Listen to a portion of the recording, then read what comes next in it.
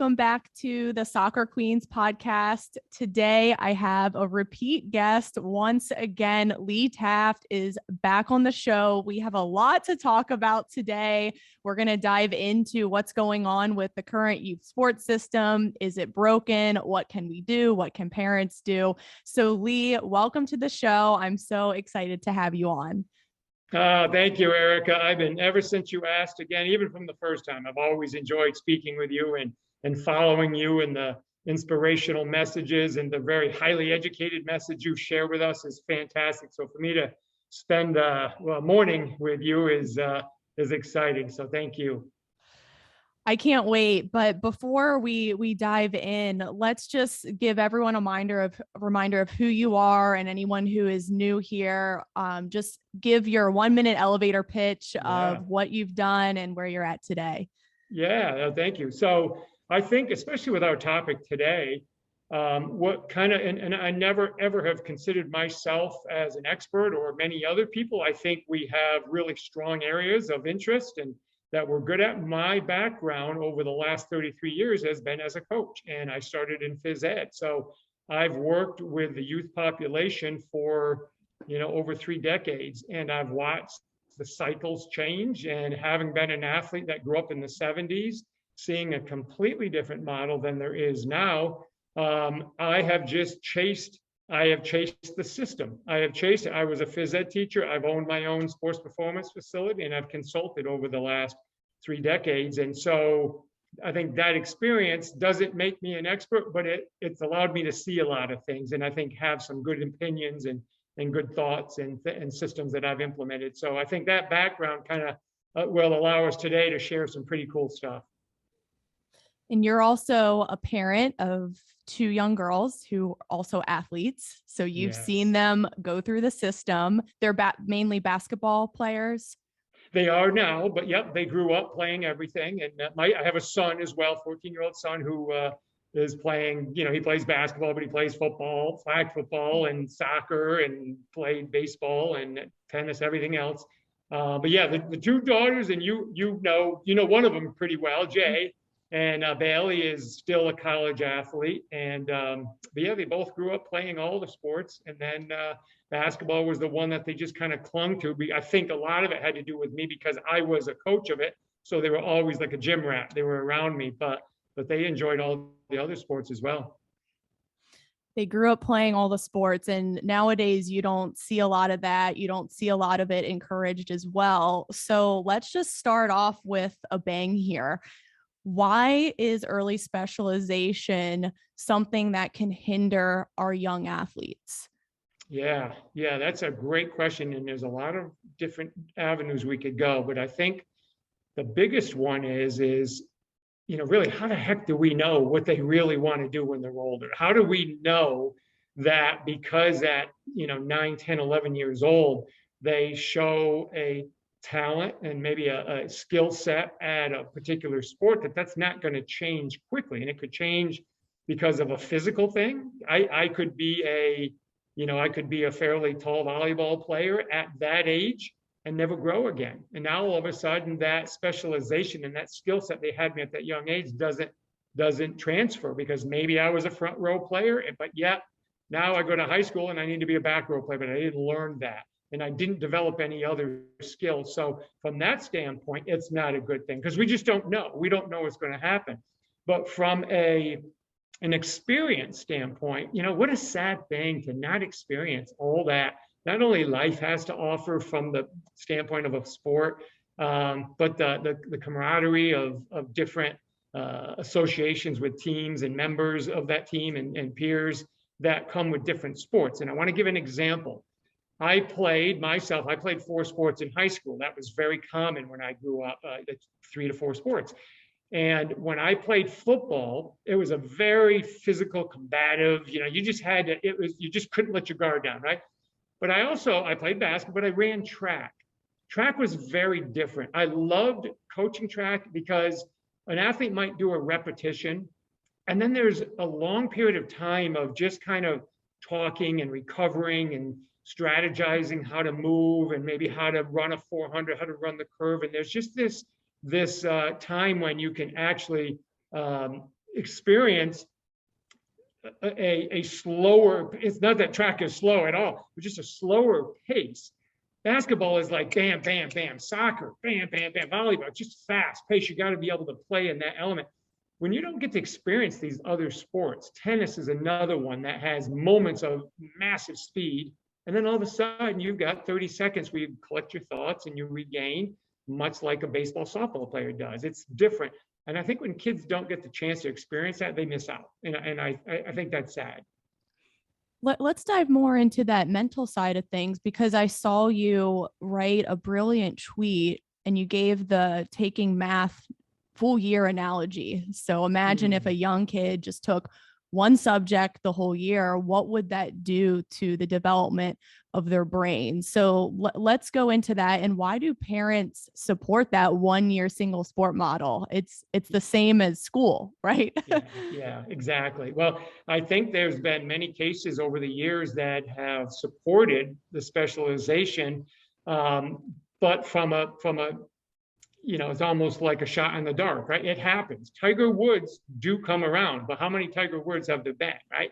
There's top professional athletes that have specialized and they made it to that highest level, but many of them have lost out on many other opportunities mentally that they don't always talk about. They'll talk about after they've retired, okay? Then they come back and they start sharing the things that they missed out on.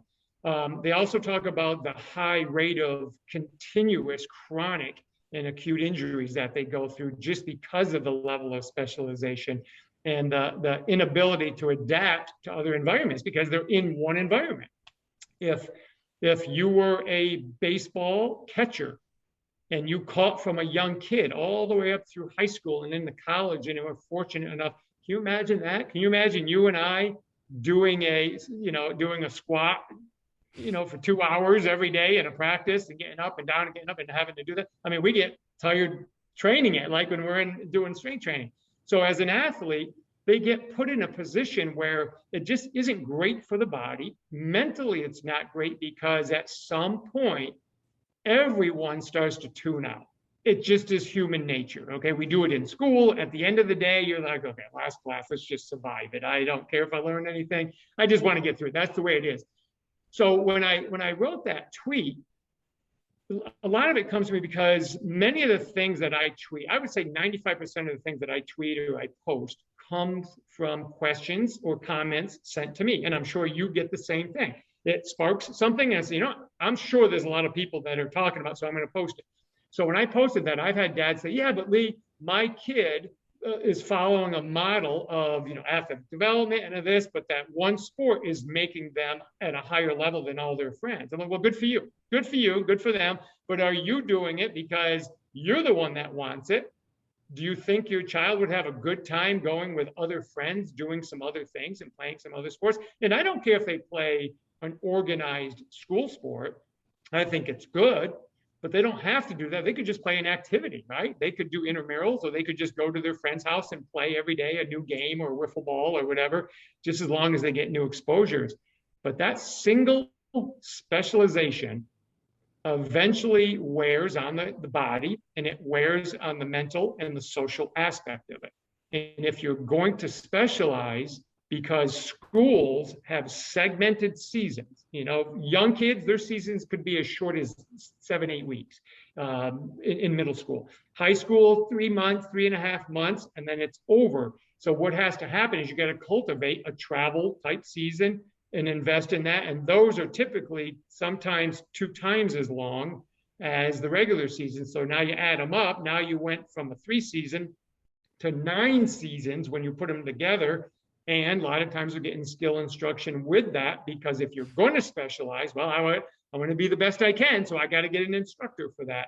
And all of a sudden, overwhelm, social depression from their friends, their peers, their grandparents, things that they can't be around, all that stuff comes into play. So there's a lot we can dive into, but those are the things that bother me as a parent, as someone that's been around and wanting my kids to experience a better life. You really nailed it. I mean, just over the years, I've seen a lot of female athletes, especially who specialize with knee pain, stress fractures over and over again. And then I see a lot of girls quitting by age 13 or 14. Yeah. And with the specializers, I'm seeing more of that than like the people going pro Yeah, and reaching a yeah, high level, which is what people think. And everything you just talked about, from the physical, the mental, and emotional, it makes sense. There's literature to back it up. There's case studies of current professional athletes to yeah, back it up, but still parents still do the specialization model. And I'm yeah, still trying to figure out why. Like, what's going on with the system? Like, do they feel pressured? Is it keeping up with the Joneses thing? Are they just keeping the end goal in mind and not living in the moment? Like, what is going on, and how can parents navigate this, because they're blasted with so much information now with social media? yeah, So I don't know yeah. where to start. And you're a parent, so maybe you Yeah. can shed light on this. Well, if we backed up and took everything that you just said and made those bullet points with a box next to it, I'd check every one of them. Yes, absolutely. That's exactly what happens with parents. And here's the part that I want, because I have talked, believe me, you have no idea the number of private messages that I get and texts and people that have me, that some of them fully on board, others fighting me, pushing back. And what I'm trying to tell people right now, my job, as I see it, not just my job, but what I'm doing, I'm picking at the scab. I know this is irking a lot of people, and that's what I want. I want, because conversations don't happen until something arouses it, right? So what I'm trying to do is make people either get mad at me or fully support it, but now conversation is happening. Do I think travel sports are totally bad? Absolutely not. I think there's a reason for them. I think it's a stepping stone in a model of development that can be beneficial for certain athletes. But to put it at the first thing we do is the biggest mistake. I mean, it's down my list, like number 6, 7, 8 for most athletes. There's too many other things we have to do ahead of that. Now, when we start talking about parents, the parents truly are not at fault from the standpoint of just their decision, because their decisions are being driven by emotional stimulus and all the things that are being preached constantly. And just like anybody else, subconsciously, that keeps going into their head. And that's all they know to improve or give their child the best possible chance. The problem is they're not hearing enough of the other side of it. And that's what I'm trying to say is no. And it's not just because I'm a parent and I've seen it. I've seen my daughters go through it and how we controlled their, playing too much, and we made sure they did other things and we didn't put the stress on them. So we had a big play in that because a lot of their friends went full bore into it. But because I'm someone that grew up in the environment where it wasn't like that, it was easier for me because I already saw the success it had, not only with myself, but many of my peers who went on to play chosen sports in college, but played everything in high school. Now, if we can get parents to understand, just take a breath, your child is not going to fall behind simply because they choose to not play another 3, 4, 5 months of a travel sport. Because most travel sports, you know this as well as anybody, because I've listened, I see your posts, I see how you educate on development and long-term physical, development, strength training and things like that, especially for the female population, which is brilliant. You know that it takes time to develop. And if a young female decides to take 3 months off and do some other stuff and maybe do some strength training and speed development, have some fun with it, and do things like that, she is not going to fall behind. Matter of fact, she might leap ahead of some of her friends because the mental stress is gone, the physical capabilities and capacity have raised. But see, parents, that's not the message they're getting. AAU coaches are not saying that. What they don't understand is the model of travel sports.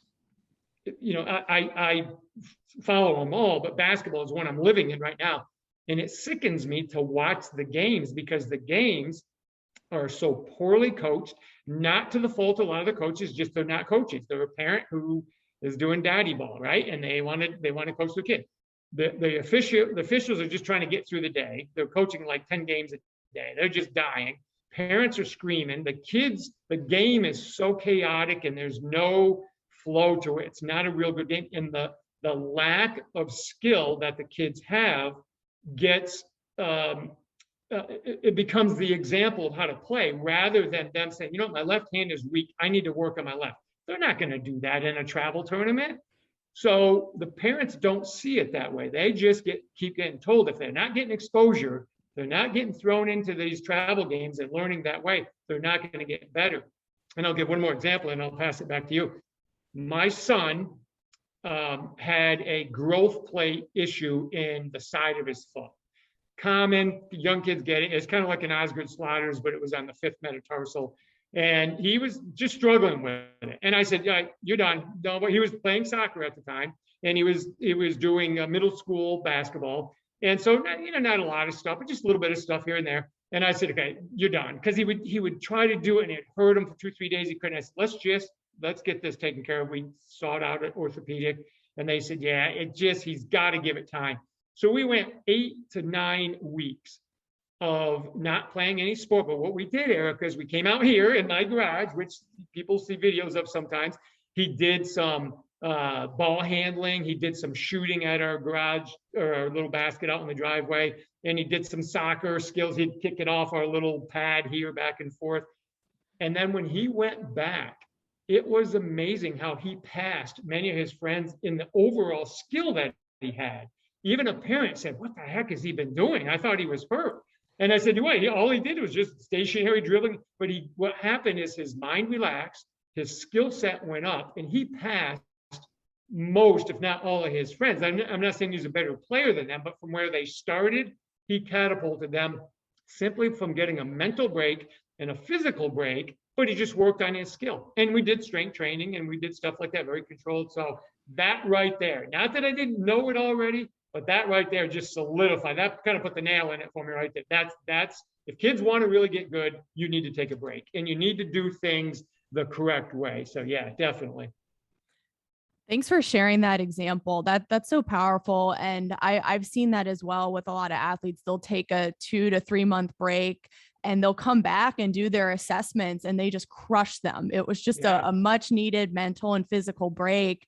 And then I've also seen high school girls who come to me and assess, and they played multiple sports as kids, and they're the ones who are doing the best on the speed assessments. Yeah. Meanwhile, the girls who had played just soccer in their elementary, middle school years, they're the slowest girls that come to me. And time again, this happens. And it's just so crazy. So let's just talk about physical capabilities and why early sampling is good for developing things like speed and agility. Yeah, that's one of my favorite topics to talk about, because there are aspects of it that you can't necessarily, it's harder to teach. It's the sampling that teaches it. Like you and I have a hard time teaching tempo. Like if we want somebody to change pace, we can talk about it. We can give them a demonstration, but you got to feel that. You know, you played at a high level of sports. Like if you wanted to kind of fake somebody out, you got to change pace. You can't go one speed all the time. Well, different sports teach different pace of play, different speeds, different strategies to get open, different strategies to create an opening for a teammate, right? And the more they sample that, the more those patterns get driven into the motor programming of the brain. And all the brain needs is to have been exposed to that. If it's been exposed to it and it sees that kind of similar pattern coming in a sport, it recalls that movement and it knows how to handle it. So let's just give an example. I could play basketball, which is very short, quick burst, a little bit of decent top speed, not a lot of top speed, but really big acceleration, change of pace, quick lateral movements, maybe changing my height. Now I go and I play soccer. Now I've got similar things, but over yards, 40 yards of making this change of pace or reading. Maybe I'm at a really slow jog to a trot, and then all of a sudden, bam, I'm gone. I got to go take away an angle, or I've got to do something to create a space, get in a space where my teammates be able to pass to me. As we're in basketball, that happens like in a flash of an eye. It just happens so quick all the time. And then we go when we play volleyball. Now, all of a sudden, we're not just moving our feet to kick a ball or to catch a ball or to shoot a ball. Now we're protecting the floor from the ball hitting it. That's a totally different mindset, a different skill, a different height that I have to play at. But if I could take those skills, imagine being a libero and then being a goalie, how well those two work together, being able to read that quick action and playing really fast, or a tennis player and a soccer goalie, or those combinations. So even though they're not the exact same patterns, they're close enough where the athlete can call on those and use those in the other sports. And then my body's getting a break from the repetition of the exact same pattern, and it's growing and it's giving more variation to the body, which is healthy for the joints. And if we just talk about the joint system and the hydraulic system and all that, every different movement, different sport offers a new, fresh input to the body, to the system. So yeah, again, that's a great topic to talk about. And parents have to understand that. They don't have to be great at it. They just have to understand it and let people like you take their kids and bring them through that experience.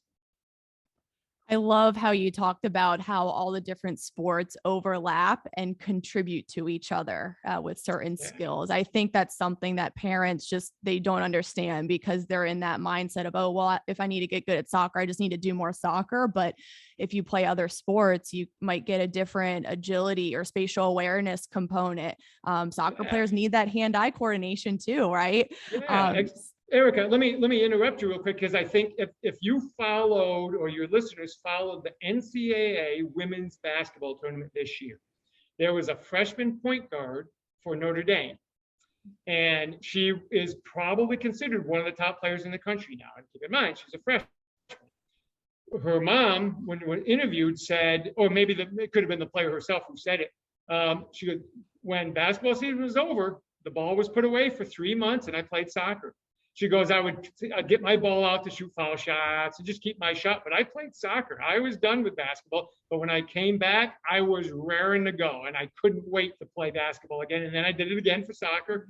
And she's at the highest level. And if you watch her play, by far the best skilled in terms of her hands and how she sees it, but she has the best eyes. She sees people and makes passes that not many other players can make. And I attribute that to the fact that not only she played another sport growing up through high school, but that her brain was exposed to different stimulus and different alleys of passing and different timing of passing. And that now comes to the court, the basketball court, when she's playing basketball, and it's faster. And then she goes back to soccer, and it's longer and a little bit more premeditated because of the distance you have. What a wonderful way to develop an athlete. Mm-hmm. I'm also glad that you mentioned that one too, because it's important with her example that she took off from basketball to go do soccer. When we talk about sampling, we're not saying do 2 sports in the same season. Let's just talk about that for a few minutes and why that could be a problem, like a soccer basketball combination, or running from lacrosse high school practice to soccer practice. Like, why could that be a problem? That's right. Yeah. And I want to do a quick message to parents where it is acceptable to do that, because it will happen. If you're playing rec sports and you get one game on a Saturday, maybe a practice during the week, but you just show up, it's a local rec and everybody goes in place. Now, if you're doing that, and maybe Wednesday nights there's a rec soccer, and you're doing the rec soccer Wednesday night and the rec soccer Saturday morning, or basketball Saturday morning, or whatever other sport, if you're doing that, I'm okay with that. But if you're on a legit team, you got a 4 to 6 day a week practice with intermingled games in there, and your focus is on that thing, stay focused on that. Get better at those skills. Let your body work hard and then recover hard.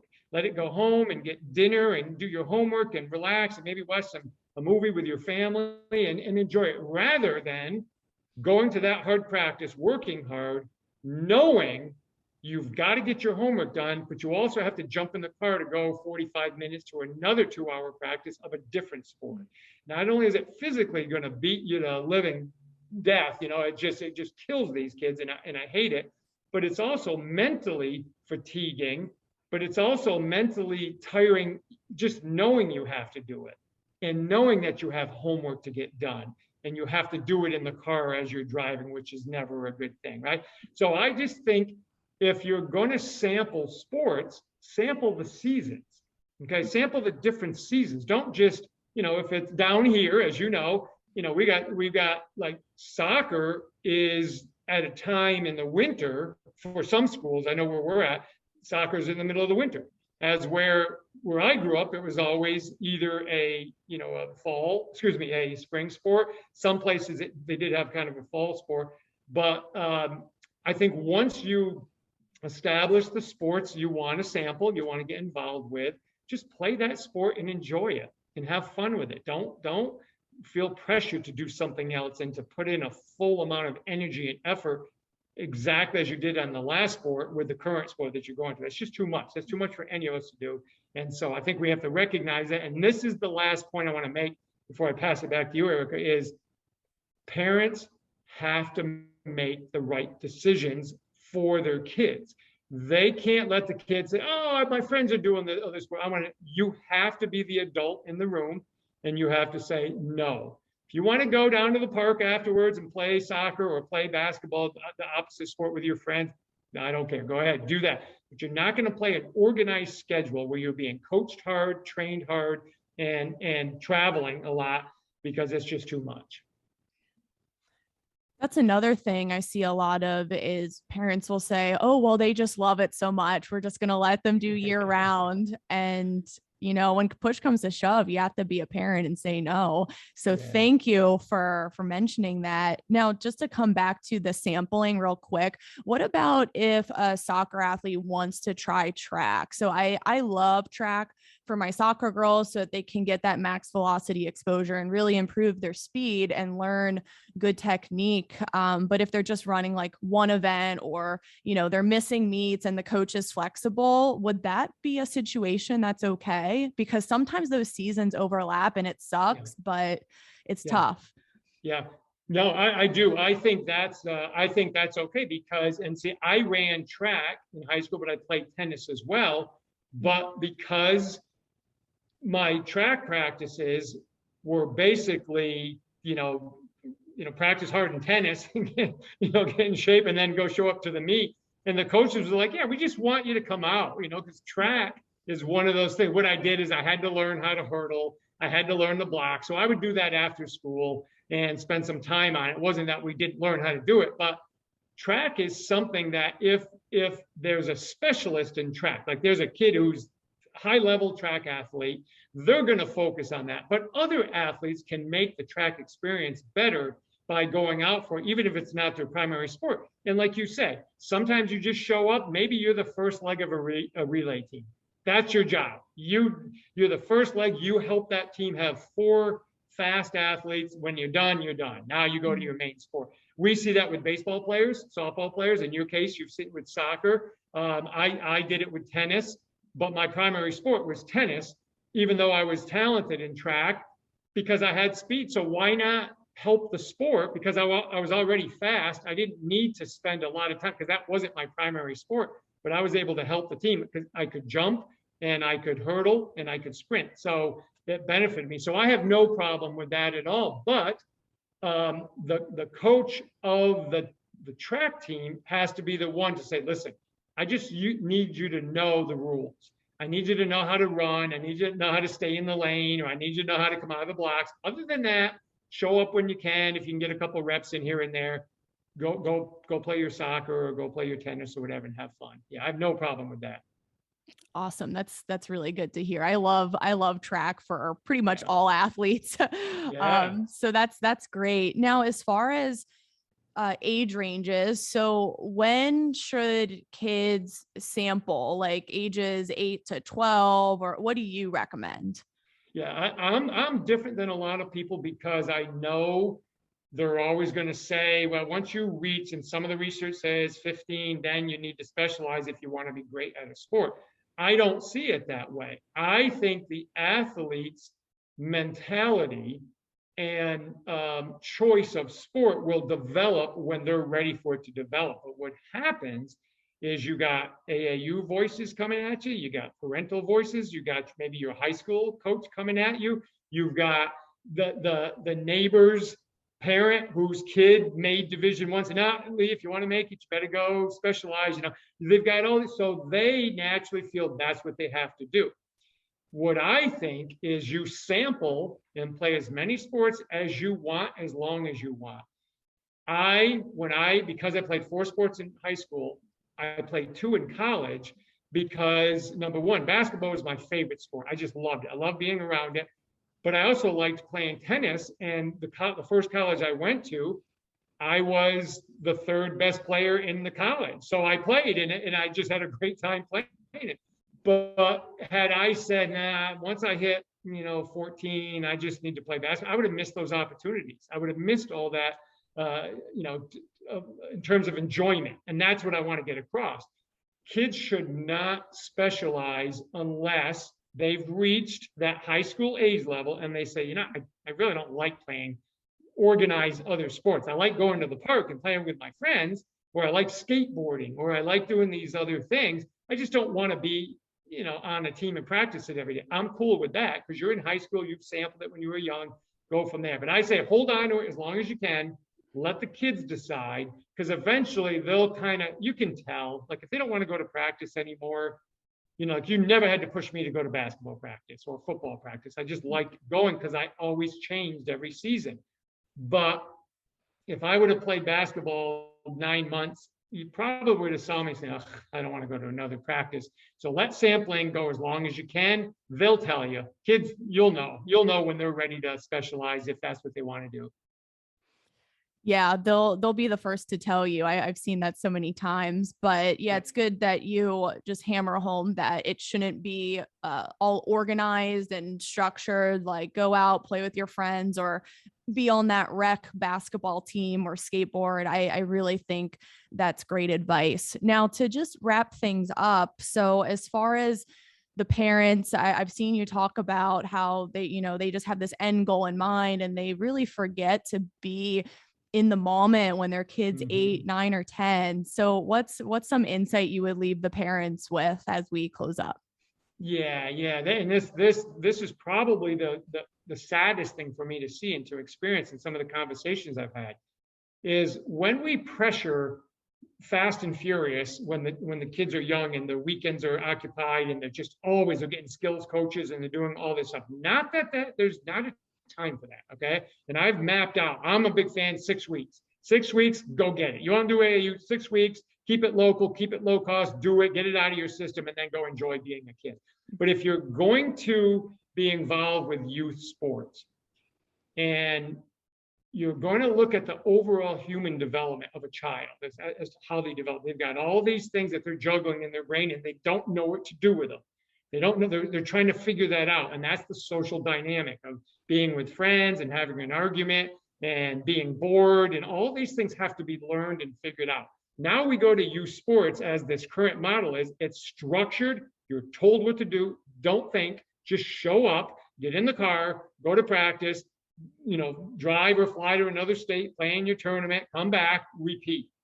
So the kids have lost the ability to make decisions based on how they're feeling, because that's taken away from them. So now we've got this environment where parents are dictating how the youth should act and perform and where they should go, who they should be involved with, what team they should be. If this team isn't getting you enough playing time, we're going to quit and we're going to go to another team. If that doesn't, we're going to quit and go to another team. So we're just constantly telling the kids what to do, and they're not developing an awareness of how to manage problems, how to connect with friends for the long haul. Because if that's not working out, we just go get another group of friends and then another group of friends. So I think the overall youth movement right now in sport isn't really a youth movement. It's an adult organized movement where they pull the kids with them because there's a stature for certain parents. And believe me, I get this message all the time, kills me.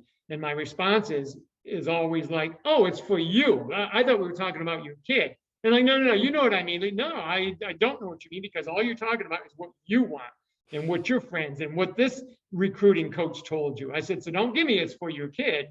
Let them decide. So I know that was kind of a rant, but this topic just, and Erica, if I could take a moment as we're sharing this, and hopefully your listeners, we need help. Okay, we need people like you. Okay, Erica, we need other professionals in performance and coaches and parents and directors that understand the model is broken. Not that we can't fix parts of it and use parts of it, but right now we're really hurting the long-term development of these children and their social dynamics, where the family's being broken up. I've heard of stories of parents just being, not parents, but grandparents being depressed because they no longer get weekends or Sundays with their grandkids anymore because they're gone month after month. Cases of husband and wives or partners falling away from each other because one's gone all the time, every weekend. Parents choosing to take their child to a big event and not go to a family wedding or funeral. Can you imagine that? What is that telling your child? And this comes back to the child, right? What is it telling them? That my family's not as important as a crappy AAU game by officials who don't want to be there and coaches who just want to get a trophy in their basement. That's what it comes down and drives me nuts. So sorry for the rant, but that's what this really needs to be about. People they've got to understand what's going on here, and it's kind of ugly right now, and hopefully we can change it. Thank you for bringing awareness to that and just doing everything that you're doing to kind of take us another route. And as you said before, they're just blasted with so much messaging. So people like you and others, Jeremy Frisch, Joe Eisenman, there's so many people that just need to keep sharing their message and just getting this information out there to parents and even coaches not putting their teams in that tournament, or maybe just allowing their players to have off. Like, what's the difference between 3 practices a week and 2 practices a week for an 8-year-old? Like, who cares? Like, it's fine. Yep. Like, the world will spin. But yeah, I mean, that's just such a good place to end. I'm sure we could just go on and on about the family aspect and just everything else. But I want everyone to just follow your tweets and see what you're putting out there. So where can my audience find you?